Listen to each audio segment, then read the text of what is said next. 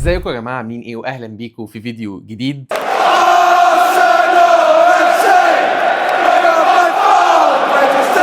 خلاص نهائي الشامبيونز ليج على الابواب ما بين انتر وباريس سان جيرمان. وبصراحه كده يا جماعه الواحد قاعد يفكر كده، اللي هو تخيلوا لو كنا احنا اللي صعدنا واحنا اللي كسبنا باريس وهنلاعب انتر في النهائي، وعندنا كمان يومين نهائي تشامبيونز ليج، تخيلوا حالتنا كانت هتبقى عامله ازاي، او الاحساس اللي احنا كنا هنبقى حاسينه ان احنا عندنا ماتش نهائي تشامبيونز ليج كمان يومين، اللي هو كان ليترلي هيبقى اكبر يوم في تاريخ النادي، اكبر يوم في تاريخ ارسنال فعلا. فالواحد بصراحه متحسر، كان زماننا يعني بنعيش ايام بقى كلها توتر وحماس وخوف وقلق واكسايتمنت والكلام ده، ولكن ده نصيبنا الموسم ده. مش عايز بقى اقعد اهري تاني في السلبيات والكلام ده كله، بس ان شاء الله الموسم الجاي لما يا رب يعني نعمل صفقات جامده ونجيب المهاجم ونجيب جناح وندعم الفرقه، ان شاء الله نقدر ان احنا كمان نبعد اكتر في الشامبيونز ليج ونوصل للنهائي. احنا وصلنا للسيمي فاينل بنص فرقه، باللعيبه كلها مصابه، من غير مهاجم، بلعيبه موقوفه عشان انذارات، بالكلام ده كله. يعني لعل وعسى لما نجيب بقى التدعيمات اللي هي الكويسه فعلا والمهاجم وكده، نعرف بقى ناخد الاكسترا مايل ده او الميل الاضافي ده ونوصل ان شاء الله لنهائي الشامبيونز ليج. ولكن في حاجه بصراحه عايز اقولها، ان انا يعني طبعا كنت اتمنى كده كده اكيد ارسنال في النهائي، ولكن لو كنت هختار ان حد يلعب باريس لما كسبونا كنت هفضل الصراحه برشلونه. ليه؟ نهائي برشلونه باريس ده كان هيبقى ممتع جدا جدا جدا. يعني اصلا غير الماتشين بتوع برشلونه انتر اللي هم تقريبا كانوا احسن ماتشين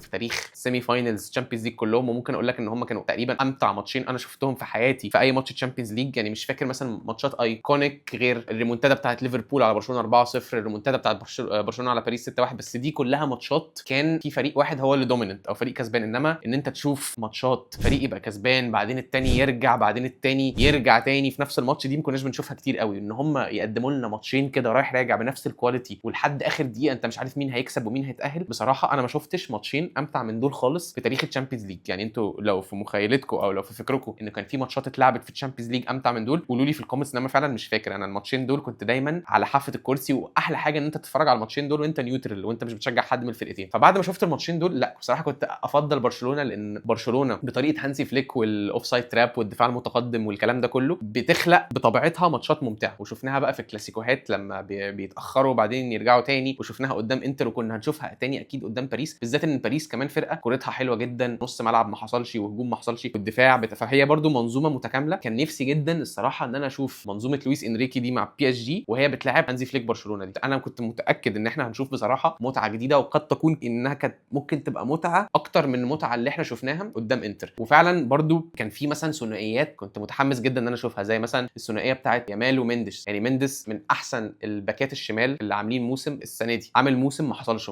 من احسن اللعيبه اللي عامله موسم ان جنرال، مش باك شمال بس، اللعيبه ان جنرال في الموسم. وشفناه لما لعب ليفربول حتى في دور ال 16 رايح راجع، الواد يعني بصراحه مسك صلاح حطه في جيبه. صلاح كان لعب اسوأ ماتشين ليه انا فاكرهم ليه بتشيرت ليفربول، كانت الماتشين بتوع باريس دول لما مندس ده كان ماسكه، مفيش كوره عارف يعدي منه، مفيش كوره فعلا عارف يعدي منه. وفعلا ارسنال برضو ساكا عاني جامد جدا، عانى جامد جدا قدامه. فهو انا كنت عايز اشوف اكبر موهبه في العالم حاليا والموهبه التاريخيه اللي هي في يعني لعيب ما حصلش، وبقالي كتير قوي من ساعه ميسي ما شفتش لعيب زي يامال ده ضد الباك الشمال ده اللي هو مندز، كنت اللي هو موقف الناس كلها. كانت هتبقى بصراحه ثنائيه كنا فعلا عايزين نشوفها، وانا فعلا كنت متحمس جدا ان انا اشوفها، ان يامال هيعمل ايه في مندش، هيعدي منه ازاي، مندش هيتعامل معاه ازاي. وبرده ان لو اللعيب عنده 17 سنه وكده عارف يوصل فرقته انها تاخد شامبيونز ليج فاينل، هل كان هيبقى فيها كلام ان هم ممكن يدوا له البالون دور او الكره الذهبيه برغم صغر سنه؟ انا شايف ان بصراحه لو برشلونه كانت وصلت النهائي وخدت شامبيونز ليج كانت البالون دور 100% هتروح يا اما ليامال او لرافينيا، وفي الاغلب كانت هتروح لرافينيا لان هو اهدافه احسن من يامال في الدوري، جاب اجوان اكتر من يامال في الدوري يعني. ودي النقطه اللي برده اللي انا عايز اتكلم عليها. انا عن نفسي هشجع مين؟ انا هشجع انتر ميلان. ليه؟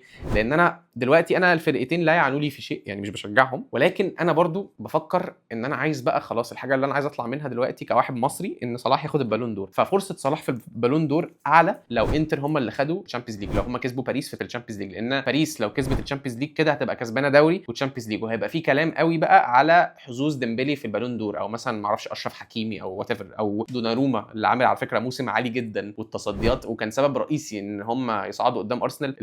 الثلاث شوطات اللي شالهم في ماتش العوده من رايس ومن مارتينيلي ومن اوديجارد، هم دول اللي خلوا باريس في الماتش وخلوهم ما يتاخروش. وفي ماتش الذهاب برده الكره اللي شالها من تروسرد والكره اللي شالها من مارتينيلي. فدوناروما على فكره سبب اساسي، ما كانش هو اعلى سبب ان باريس توصل للفاينل. فانا شايف ان باريس لو كسبت هيبقى في عندك 3 كانديديتس والله للبالون دور، ديمبلي وحكيمي ودوناروما. يعني حكيمي ودوناروما صعب قوي برده البالون دور تروح لحارس مرمى، مش عارف ليه، مع ان انا بشوف ان حارس المرمى ده لعيب اهميته ما تقلش عن اهميه اي حد في فريقه، بالعكس هو ممكن يشيل لك نص الفرقه حرفيا. وحكيمي برده عامل موسم كويس، ولكن البالون دور كده ممكن تروح لحد في باريس. فانا شايف انها كان ممكن تروح قوي لديمبلي لو باريس كسبوا. فانا بصراحه عايز الغي كل النقاشات دي عن اي لعيب في باريس ان هو ياخد البالون دور، بان انتر يكسبوا الشامبيونز ليج، وكده انتر هيبقوا كسبانين تشامبيونز ليج بس، وصلاح هيبقى كسبان دوري بس، فبطوله ببطوله مفيش حد احسن من حد. انما باريس لو كسبوا هيبقوا كسبانين دوري وتشامبيونز، فكده حظوظ ديمبلي هتبقى اعلى من صلاح في البالون دور. انما مثلا ما اظنش ان لو انتر اخدوها البالون دور هيدوا مثلا اللي اخدوا تشامبيونز ليج هيدوا البالون دور مثلا لدوم فريز او لمارتينيز او سومر. يعني صعب قوي عشان هيبقوا كسبانين برده بطوله واحده. ده غير برده ان صلاح عامل موسم استثنائي كاسيستات وهداف دوري وجاب 29 جول في الدوري والكلام ده كله، فحظوظه ستيل تبقى اعلى. عشان كده انا مع الانتر قلبا وقالبا في الفاينل، وهشجعهم من كل قلبي علشان محمد صلاح ابننا ان شاء الله يبقى عنده فرصه في البالون دور. وبرده في حاجه كمان عايز اقولها، يعني مش معنى ان احنا قلنا ان انا قلت ان لو برشلونه كانوا صعدوا النهائي قدام باريس كان الماتش هيبقى ممتع وكده ان انتر مش هيقدموا كوره حلوه. بالعكس انتر بيقدموا كوره حلوه جدا برده، وانزاجي الصراحه عامل فرقه تحترم، وان هو عارف يوصل بالفرقه دي اعمارها اصلا كبيره، اللعيبه الكبيره في السن زي ميخاتاريان مثلا وكده، وانت معدل الاعمار مش صغير، ان انت عرفت توصل بيهم فاينل شامبيونز ليج مرتين في 3 سنين مثلا ولا حاجه، فده انجاز عظيم. وان انت عرفت بقى قبل كده تاخد بيهم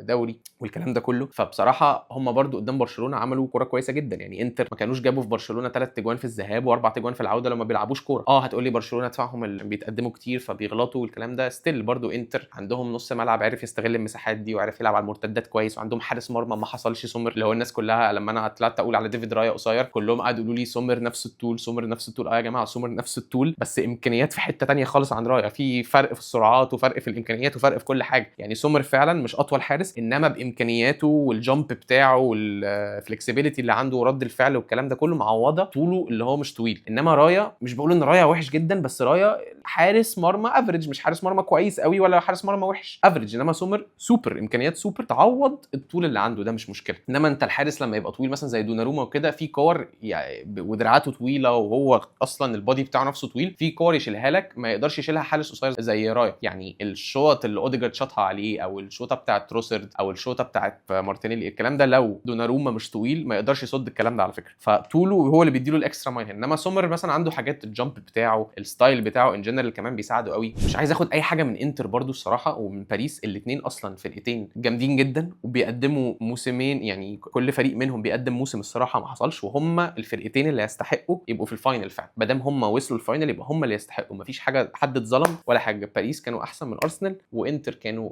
احسن من برشلونه، وعرفوا ان هم يكسبوا برشلونه، فعشان كده هم اللي صعدوا الفاينل. مش معنى بقى كده مفيش حد فيهم بيقدم كره وحشه وانتر بيقدم كره ممله ودفاعيه، لا، لو كان بيقدم كره ممله ودفاعيه ما كانش وصل لحد هنا، وما كانش عارف يعدي برشلونه، وما كانش عارف يعمل ماتش ممتع كده، وعارف يجيب في برشلونه 7 اجوان في الماتشين. المهم قولوا لي انتوا هتشجعوا مين في الكومنتس، وانتوا نفسكم مين يكسب او شايفين مين هيكسب. انا عن نفسي انتوا عرفتوا رايي خلاص، شجع انتر عشان صلاح وحظوظه في البالون دور. ما تنسوش لايك وسبسكرايب وفولو على انستجرام وتويتر وتيك توك، هسيب لكم اللينكس في الديسكريبشن، واشوفكم ان شاء الله في الفيديو اللي جاي بعد الفاينل نتكلم عليه.